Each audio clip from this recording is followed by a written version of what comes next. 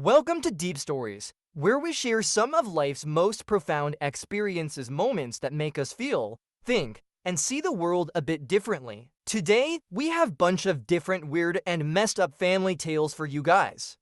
I am pretty sure they will shake you all, so here we go, let's start. My parents forged medical records to force me into surrogacy for my sister.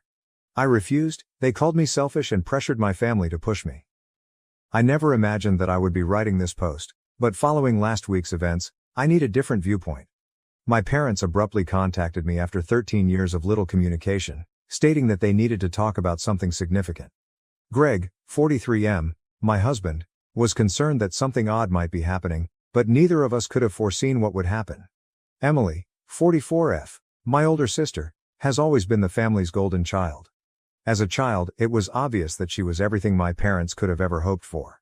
Intelligent, athletic, attractive, and seemingly flawless.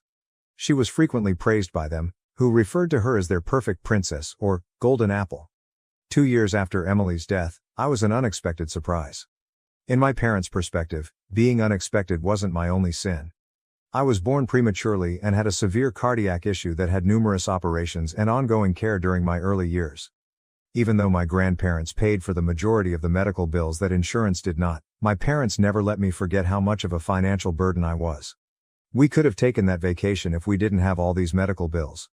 Or Emily's college fund would be bigger if we didn't have to deal with your hospital stays, are examples of the passive-aggressive remarks they would make. Their treatment of us was a sharp and terrible contrast. My accomplishments were hardly recognized, but Emily's little victories were honored with parties and gifts. In high school, I recall winning a writing contest at the state level. Emily had a regular soccer practice that day, so my parents were unable to attend the award ceremony. The everyday small things that truly brought home to them how different we were from them weren't simply the significant events either. Emily was well aware of her status as a golden kid and made the most of it. Knowing that our parents would never support me, she would frequently bully me. When I was 12, I was shoved down the stairs by her after I unintentionally touched her science project. For weeks I had a huge bruise on my back. My mother's reaction? You should be more careful around Emily's things.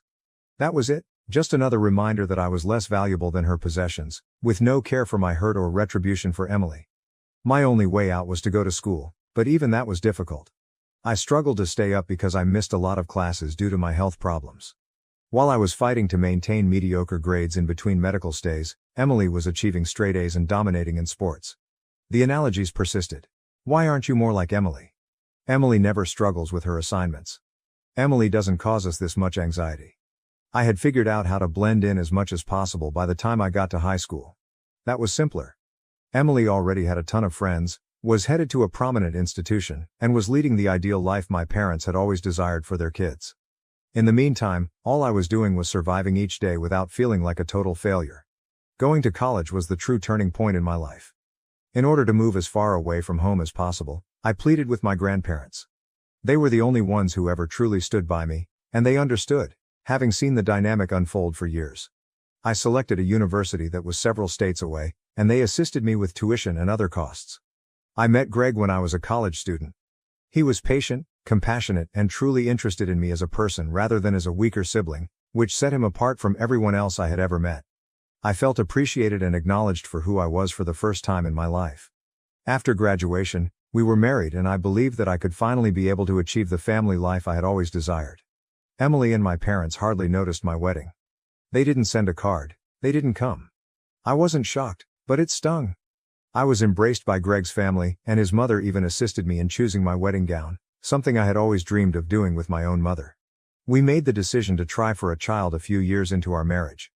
Because of my cardiac condition, my doctors told me that getting pregnant would be quite dangerous, but we still wanted to try. The pregnancy was really challenging. Despite my many hospital stays and near-death experience during delivery, I barely survived and our son was born healthy. The physicians were very clear, I may die from another pregnancy. It was just too much for my heart to bear again. With our small family, Greg and I were happy. Away from my poisonous family, we had each other, our lovely boy, and a tranquil existence. My only communication with Emily and my parents was through sporadic phone calls and holiday cards. The separation was restorative. Then came last week. My parents contacted me, stating that they had an important conversation to have. I agreed to see them at their home against my better judgment. Greg accompanied me to provide assistance. They handed me an envelope and seated us down in their living room, the same space where they had repeatedly mocked and disregarded me during my early years. There was a letter inside, but it was a surrogacy agreement, not just any letter. Emily has been having infertility issues, so they wanted me to be her surrogate. They had already conferred with physicians and attorneys, prepared all the necessary documentation, and were presenting it to me as though it were final. As though I had no say in the matter. I was taken aback. They were aware of my cardiac condition. They were aware that I had almost passed away when giving birth to my own baby. They were aware that I could die from another pregnancy. However, they didn't care about all of it, they just cared about providing Emily with what she desired. My mother started crying as I attempted to explain that I was physically unable of doing it and that physicians had specifically advised against getting pregnant again. She cried, "How can you be so selfish? Emily has always wanted to be a mother, this is her only chance." My father added that after everything the family had done for me, I owed them something. What had they done for me? What specifically had they done to make me feel unworthy for the rest of my life? My grandparents paid the medical costs they loved to hang over my head. Greg and his family provided me with the emotional support I required. My parents' sole constant behavior was to tell me that I would never be good enough to be Emily. With my mother's charge of selfishness still echoing in my ears, I sobbed as I left their home. Greg was incensed not only at their request but also at the way they totally disregarded the possibility that I might die. He advises me to stop communicating with them as they have shown beyond a reasonable doubt that they are indifferent to my welfare. I know in my heart that he is correct. This suggestion is cruel in addition to being unkind. As usual, they want me to sacrifice my life and maybe leave my son motherless in order to give Emily what she wants. However, I also feel guilty about it. Perhaps I'm being self-centered. Perhaps I do owe them. Perhaps this is my opportunity to finally show them how valuable I am. Even though I am aware that these thoughts are harmful, they continue to race through my mind. Since that day, I have not returned any of their calls or messages. Emily has begun contacting me as well, with false statements like, "Family helps family," and, "I would do this for you if the situation were reversed." Should it be a little bit out of her way, she wouldn't even offer to drive me to school. My son is on my mind all the time. If something were to happen to me while I was pregnant, he would be the one who would suffer the most. He needs his mother and is innocent in all of this family drama. How can they expect me to risk leaving my child an orphan in order to satisfy Emily's demands? Am I being self-centered? I've been told throughout my life that I'm bad for prioritizing my own needs. However, this is now about my son, my husband, and my life, not just about me. But I'm being tormented by guilt. I need a different viewpoint. Is it incorrect of me to decline to serve as my sister's surrogate? Should I put myself in danger to fulfill her desires? How can I handle the manipulation and guilt? Update 1. A week has passed since my last post, and things have gotten far worse than I anticipated. My family's calls and messages haven't stopped vibrating on my phone. Emily has been sending texts that manipulate emotions non-stop. This is my final opportunity to have my own child, and I've always wanted to be a mother. Remember how I always looked out for you when we were kids? She even dared to ask. That one almost made me laugh. She must remember our early years quite differently than I do. She sent a particularly nasty email yesterday, saying, "Mom was right about you. You always thought about yourself." I suppose that almost dying while pregnant is merely a pretext for not assisting me. It was a powerful blow. Instead of treating my near-death experience as a valid medical issue, they are exploiting it as proof of my selfishness. Even worse are my parents. I'm ruining Emily's sole chance at happiness, Mom has been telling any relative who will listen over the phone. She is portraying me as this cold-blooded monster who refuses to assist her dying sister. However, Emily is not dying. She is simply unable to conceive naturally. They're behaving as though Emily's wish to have a biological kid is more significant than my actual risk of dying. This morning, Dad sent me a message that truly went too far. "You've always been a letdown, but this is a new low. This is your way of repaying us for giving you life. By denying your sister the experience of being a mother." I wanted to reply that they didn't really give me life. My grandparents were the ones who covered the cost of the medical treatment that kept me alive, and they almost lost it due to carelessness several times when I was a toddler. Greg is enraged. I dissuaded him from driving to their house and confronting them. Even though I would have loved to watch him reprimand them, I informed him, they're not worth it. Rather, we engaged in a lengthy discussion about our future. Greg reminded me, this isn't just about you anymore. It has to do with our son. He might lose his mother as a result of what they're requesting. Nobody has the authority to force you to take that risk. Of course, he is correct. I feel no remorse for turning Emily down when I see our son. He needs his mom to be well and living. We have made the decision to act decisively. Let's start by blocking all of their numbers, including Emily's, Mom's, Dad's, and even the flying monkeys they called after me. My grandparents are the lone exception, and they have always been accepting and encouraging. Second, we're investigating legal safeguards. Greg fears they may try something desperate because of their antagonistic behavior. Next week, we're meeting with a lawyer to go over our choices. I will always be perplexed by their claim to be family and their utter disregard for my life. However, I'm over my guilt. I will no longer allow them to control me. A mother who would put her life in danger to appease individuals who have never truly shown her love is not worthy of my son. Thank you to everyone who left a remark on my previous post. You made it clear to me that I'm being a responsible mother and defending my family, not being selfish. Standing up to those who ought to have protected you in the first place is sometimes necessary. I'll provide another update if something noteworthy occurs, but hopefully this will be the last one. With my true family, my spouse and son, who genuinely appreciate my existence, I'm prepared to go on. Update 2. I've blocked everyone for 2 weeks now. I assumed that was the last of it, but my mother managed to get in touch with me using a temporary number. Just the two of us, not Greg, need to talk. I consented to meet at a nearby cafe even though every instinct told me not to attend. For obvious reasons, I picked a public spot, and Greg was waiting in his car nearby in case something happened. She began talking about Emily's melancholy and how she's dying of the anguish of not being able to have children as soon as I sat down, in what was obviously a prepared speech. No, how are you? No recognition of their prior actions, just a direct focus on Emily's misery.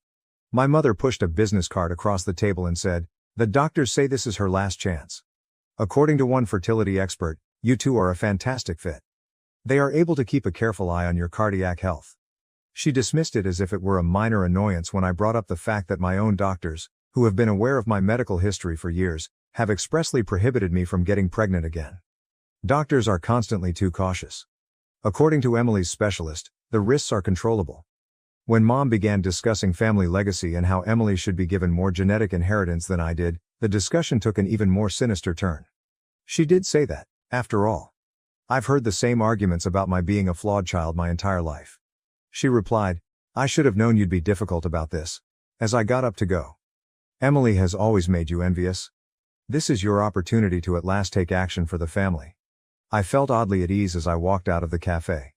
I finally saw my mother clearly for the first time, not as a parent who didn't love me enough, but rather as someone who never considered me a person, only a tool to be used for Emily's gain. Greg inquired about how things went on the way home. I informed him of my mother's remarks about family legacy and her rejection of my health concerns. After a period of silence, he said, "You know what? They're not worthy of you? They have never done so."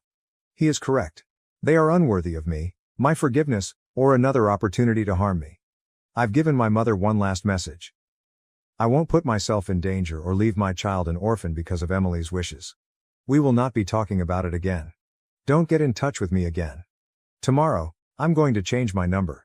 Sometimes quitting the game completely is the only way to win. Update 3. My father began sending increasingly threatening messages from various phones a week after the cafe incident involving my mother. I was particularly drawn to the most recent one. "Your mother is devastated. Emily is in pieces. You have given us no other option, even if we didn't want to do this. There are repercussions for actions." My grandmother's voice was tremulous when she called. "I heard your parents conversing with an attorney. They're looking for legal means to compel you to do this. They may use laws pertaining to family obligations and medical rights. Although they made reference to court orders and medical evaluations, I'm not entirely sure what they have planned. Evidently, they have persuaded themselves that they may be able to contest my own doctor's opinion because Emily's fertility specialist claims the risks are tolerable. They're even considering attempting to demonstrate that my reluctance isn't due to valid medical concerns, but rather to illogical family resentment. Additionally, my grandmother disclosed that Emily's 46-year-old husband is genuinely opposed to their plan. He believes that risking someone's life for this is crazy, but Emily and my parents have essentially cut him off from the conversation. That family at least has one sensible member. I called my doctor's office right away and asked them to implement additional security measures to lock down my medical records. I then got in touch with 3 different family law businesses. The first two expressed sympathy but stated that they would have to look into this peculiar circumstance. But the third one was just what we needed. When the lawyer heard the whole scenario, she became enraged. They cannot legally compel you to serve as a surrogate. It would be considered reproductive coercion and would not be tolerated by any court. However, we must take the initiative. She is assisting us with creating cease and desist letters and preparing the necessary papers for a restraining order. Additionally, we are recording every message, phone, and contact attempt. According to the attorney, if we require legal protection in the future, we must establish a distinct pattern of harassment. The majority of our legal expenditures are covered by Greg's company's excellent legal insurance plan. Even if it didn't, I would sell my car if I had to, he stated. Last night, he informed me, your safety is worth everything we have. The most bizarre aspect of it all is that they still act as though they are the victims and that I am the one who is acting irrationally. As if compelling someone to put their life in danger is some sort of admirable sacrifice, my mother reportedly informed my grandma that sometimes love means making difficult choices for the family. I'm exhausted, so exhausted. But I'm no longer scared. Let them play their games and try their legal threats. Truth, the law, and real medical proof are all on my side. Above all, I am supported by individuals who sincerely care about my life and welfare. Update 4. The legal threats began 2 weeks ago, and now my whole extended family is involved in this nightmare. During their recent family get-together, which I was obviously not invited to, my aunt from Texas called yesterday and sobbed about having to see Emily endure yet another unsuccessful IVF effort. The most unsettling aspect? The story has been entirely altered by my parents. My cousins claim that they're telling everyone that I'm just using my heart ailment as an excuse because it has significantly improved. They've even implied that I'm declining because I want to see Emily suffer because I'm envious of her success. The cryptic Facebook postings that my mother's sisters have begun sharing about selfish family members and the value of sacrifice for family were what truly caught me off surprise. Everyone in the family is aware of who they are referring to, even though they aren't specifically addressing me. I've received messages from some distant relatives I haven't seen since I was a child expressing their disappointment with my decisions. My cousin Sarah, 39F, is the one bright spot in all of this. She personally contacted me to express her anger with everyone's actions. She wrote, I recall how they treated you as a child. They're being crazy, don't let them guilt you into this. At the next family get-together, she even volunteered to talk about her personal encounters with my parents' partiality. These flying monkeys are unaware that last night Emily's husband spoke with Greg in secret. He fears that because of all this harassment, Emily and my parents will end up in legal hot water. He attempted to reason with them, but they aren't listening to anyone because they are so focused on achieving their goals. I've already made up my mind. I wrote a mass email to my entire extended family last night that had only the medical facts about my heart problem, along with a statement from my cardiologist on the risks of getting pregnant again, without any drama or accusations. I concluded it by saying that my lawyer would handle any further harassment and that I would no longer discuss surrogacy. Then, with the exception of my grandparents and cousin Sarah, I blocked every member of my family. Greg assisted me in creating new social media profiles for close friends only, using a different identity. It's strangely freeing, but it seems like entering witness protection. Yesterday, my youngster questioned me about why we no longer see Grandma and Grandpa. I told him that sometimes we have to avoid individuals who don't respect our limits, even if they are family, even if it breaks my heart. After giving it some consideration, he remarked, like when Tommy at school doesn't stop when I say no. Children are more capable of understanding than we realize. I've learned from this whole experience that my true family isn't always the folks with whom I share DNA. It's the people who love me without conditions, who respect my right to life and who cherish my presence above and beyond what I can do to others. Update 5. I sent out a bulk email to the extended family a month ago. The result was different from what I had dreaded, yet it was precisely what you would expect. Genuine peace is something I've never experienced before thanks to my new phone number and secret social media profiles. Through my grandma, I heard what is likely to be my mother's final message to me. You've let this family down for the last time. You put your self-interest ahead of Emily's happiness. You shouldn't anticipate being welcomed back. Oddly, I felt a tremendous sense of comfort instead of pain as I read those words. What I've understood all along, that my sole worth was what I could do for Emily, was now expressed aloud. This morning, my lawyer called to let me know that Emily was contacted by her fertility clinic. They wanted to make it clear that they had never authorized surrogacy agreements involving a person with my medical background. It seems that neither Emily nor my parents had ever brought up my cardiac ailment. This only serves to highlight their lack of concern for my well. The most unexpected result. No more worrying about family get-togethers, dread when my phone calls, or persistent feelings of inadequacy. I'm sleeping better than I have in years. Greg also noticed, saying, I'm laughing more freely and smiling more. In this brand new, drama-free setting, our youngster is flourishing. We began Sunday board game nights as a new family tradition last weekend. I had a profound realization as I sat there and watched him laugh with Greg. This is how families should feel: secure, affectionate, and welcoming. Sometimes my grandmother comes to visit, but she always makes sure my folks are unaware. Last time, she brought old pictures of me as a baby that I had never seen before. As I looked at them, I saw a contented little girl who had no idea that she would spend decades attempting to win affection that ought to have been given without conditions. I'm finally providing the protection that little child needed from those who never valued her. She deserved better. I want to express my gratitude to everyone on Reddit who helped me along the way. Your remarks made it clearer to me that defending myself was a matter of survival rather than selfishness. You showed me that a true family doesn't require you to sacrifice yourself for them. If you're wondering whether it's wrong to shield oneself from a toxic family, the answer is no. Your limits are legitimate, your health is important, and your life has worth. Walking away from folks who don't love you enough can sometimes be the bravest thing you can do. Since there is really nothing else to say, I will no longer be updating the story. I've closed the chapter on my dysfunctional family. With the family I've chosen, the ones who genuinely want me to live to read them, it's time to concentrate on writing fresh, healthier chapters. But hold on, shortly after I posted this update, two surprising events occurred. First, my lawyer received a legal letter from Emily's fertility clinic. As it turns out, my parents tried to conceal my heart ailment by falsifying my medical records. A report regarding this unlawful effort at medical fraud is already being filed by the clinic. The second was that Emily's husband had had enough.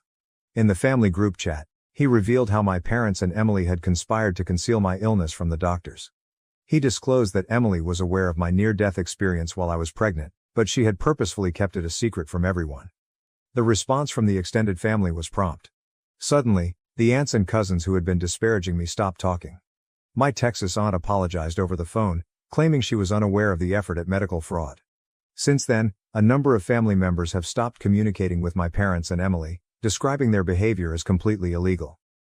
Last week, Emily's husband filed for divorce because he couldn't stand being married to someone who would commit fraud and endanger her sister's life. My parents' flawless story about their precious child was ultimately shattered by this. Emily and my parents have been banned from all of the medical facilities that are associated with the reproductive clinic. According to my attorney, they might be subject to severe legal repercussions for their effort at medical fraud. Seeing their flawless facade fall apart after their own deeds were exposed feels like poetic justice. Even though I never sought retribution, all I wanted was to be left alone. You are truly set free by the truth. For those who wanted an update on the repercussions, let me say that sometimes people who spend their entire life controlling other people end up controlling themselves. Emily and my parents did this to themselves. I'm simply living my best life with folks who genuinely appreciate it while keeping a safe distance. Reddit, thank you. Your assistance has been amazing along our journey. When I initially wrote about the demand for surrogacy, I was overcome with self-doubt and remorse. Your remarks gave me strength and demonstrated to me that true family is about more than just blood. It's about love and respect. This community demonstrated that strangers can occasionally offer greater support than one's parents. I will always be appreciative of the way you gave me freedom and a voice. Thank you for watching. So guys, that would be it for today's video. Thanks for watching, and if you enjoyed this chilling story, don't forget to hit that like button, share your thoughts in the comments, and subscribe to Deep Stories for more spine-tingling tales like this. Make sure to turn on the notification bell so you never miss an upload. Stay curious, stay brave, and keep diving deep into the unknown with Deep Stories. Thanks for watching.